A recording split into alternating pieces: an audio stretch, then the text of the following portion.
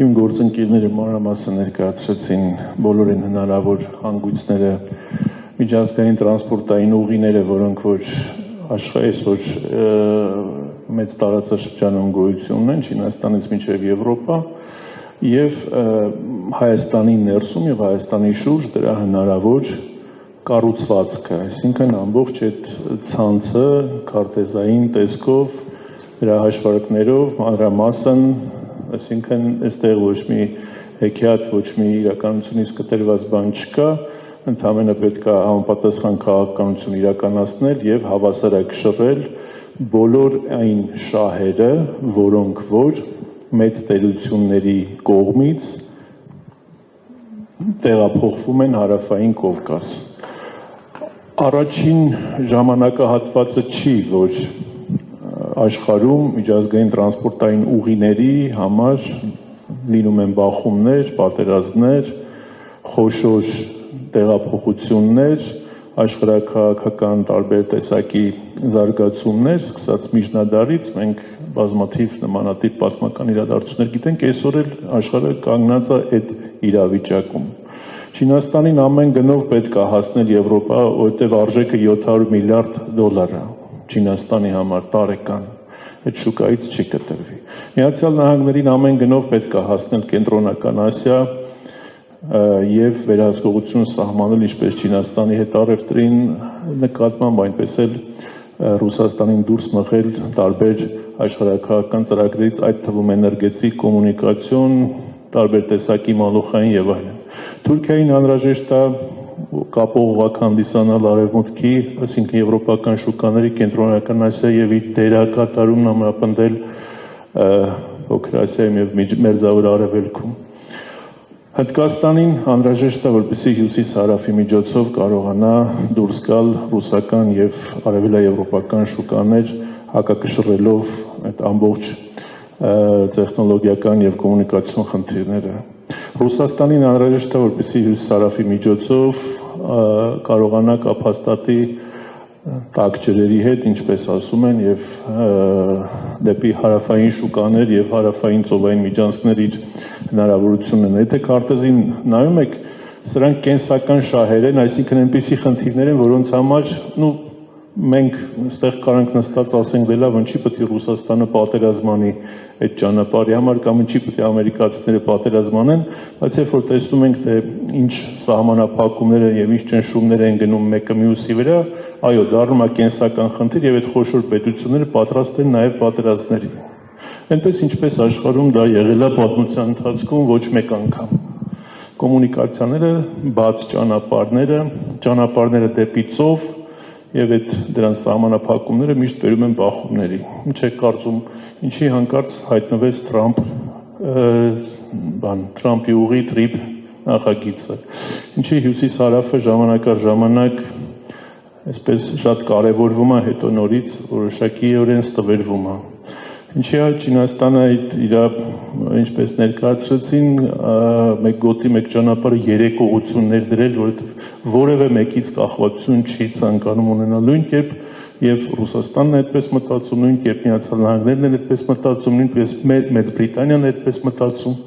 Եվ այստեղ ինչ պետք է անի Հայաստանը։ Մենք ունենք մի իշխանություն, որը բազմաթիվ կորուստներից հետո հիմա էլ որոշել է խաղաղության խաչմերուկ կառուցի այնտեղ, որտեղ որ չգիտեմ, արդեն ցավոք նաև ռազմական, այսպես շատ ավելի լուրջ բախումների հնարավորությունը ստեղծել է։ Շատ հույս ունեմ, որ մենք հնարավորություն կունենանք շրջանցելու այս առաջիկա բարդ զարգացումները մեր տարածաշրջանում, բայց այնուամենայնիվ աչք փակել եւ մեր շահերը մինչև վերջ բոլոր հնարավոր եղանակներով չհետապնդելը մեր համար շատ մեծ ցավալի հերթական հարվածը կարող է լինել։ Հետևաբար այս ամբողջ կոմունիկացիոն պատկերի մեջ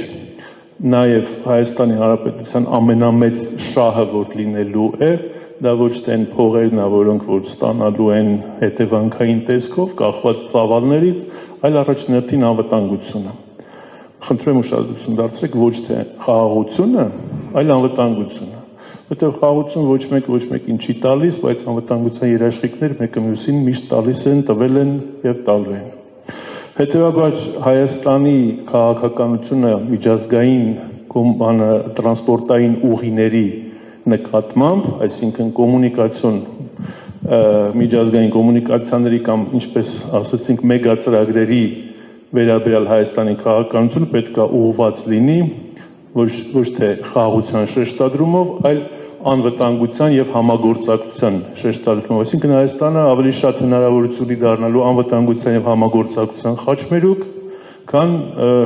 այսպես կոչված խաղաղության խաչմերուկ, որ այս պայծրությամբ նորից եմ կրկնում, ցավոք շոշոտ է, որովհետեւ հենց այն ծրագիրը կամ այն միակողմանի կամ այդ եղած բոլոր հնարավորություններից միայն մեկի վրա շեշտադրումը բերելու է շատ ավելի մեծ բախումների, որովհետև գերտերությունները մեկը մյուսին շատ բաներ չեն ներում կամ տարածաշրջանային պետությունները երբեմն պատրաստ են իրենց շահերի համար մեծ լարվածության կամ բախումնային կամ կոնֆլիկտոգեն իրավիճակներ ստեղծել տարածաշրջանում։ Հետևաբար անվտանգության բաղադրիչը մենք շատ կարևորում ենք, դրա համար հատկապես առաջարկվում է եւ նաեւ բոլոր քաղաքական ուժերի, բոլոր այսպես մտածող մարդկանց ուշադրությունը հրավիրում ենք, որպեսզի Հայաստանը կարողանա լիարժեք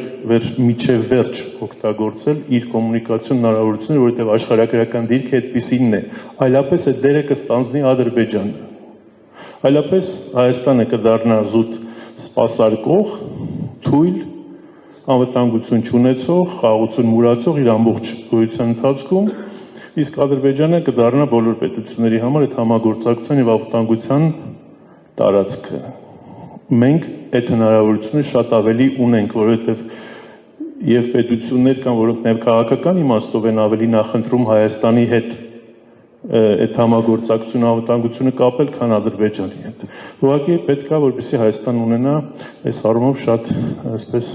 նախընձախնդիր ազգային շահերով առաջնորդվող, բացառապես ինքնիշխանության պատկերացումների վրա կառուցված քաղաքականություն ունեցող իշխանություններ։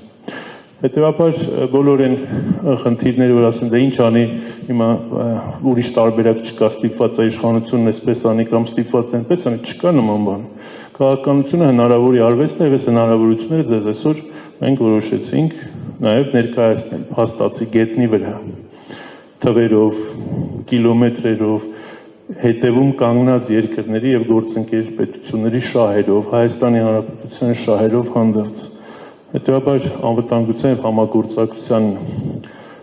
խաչմերուկ դառնալու Հայաստանի հնարավորությունները շատ ավելի էական ու շատ ավելի կարևոր են երկարաժամկետի համար, քան այն կիսատ պրատ պատկերացումները, որոնք մեզ ներկայացվում են եւ քարոզչություն է գնում, որպես դա այսպես մի, չգիտեմ, երկնքից ընկած մանանա կամ know-how, ինչպես ասում են, հայտնագործություն։ Մենք մեր հնարավորությունները մեր երկրի շատ ավելին են երկարաժամկետ անվտանգություն ապահովելու առումով։ Դրա համար մեզ անհրաժեշտ է Ռուսաստանի Դաշնության հետ, Միացյալ Նահանգների հետ, Չինաստանի հետ ունենալ շատ կոնկրետ արտաքին քաղաքական, տնտեսական եւ անվտանգային օրակարգեր։ Դրանք կառուցել համագործակցության սկզբունքով տարածաշրջանում, դրանք կառուցել բաց օրակարգերով, այսինքն Վաշինգտոնում մի բան չասել, Մոսկվայում մի այլ բան, Պեկինում բոլորովին ուրիշ բան։ Բոլոր, այսպես ասած, հնարավոր, որտեղ ինչ-ինչ աշխարհագրությունը չես կարող տեղափոխել։ Եթե այդ շահերը կան եւ այդ շահերն անցնում են Հարավային Կովկասով, ուրեմն պետք է օգտվել դրանից։ Եվ այդ պետություններն էլ են փորձելու այնուամենայնիվ հաշվի առնել նաեւ Հայաստանի Հանրապետության շահերը։ Անվտանգային առումով սա շատ կարևոր է։ Երևի թե այսքանը, պարոն Աշոտյան, շնորհակալ եմ եւ գործընկերներին եւ ձեզ եւ մեր լրատվամիջոցներին համբերատար ձևով սպասելու եւ լսելու համար։